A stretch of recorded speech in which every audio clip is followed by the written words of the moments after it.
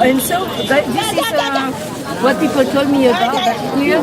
The tribal people will eat red alive ants. Yes. Very good. This is red ant, and they make it a chutney. And this is very good for eyes, and also very good in fever.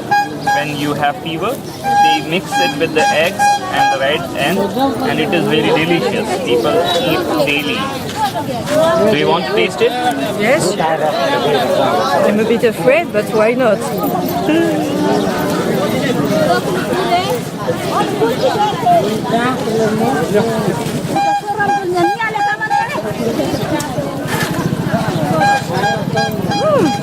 It's really delicious. It's a bit like tamarind, I think.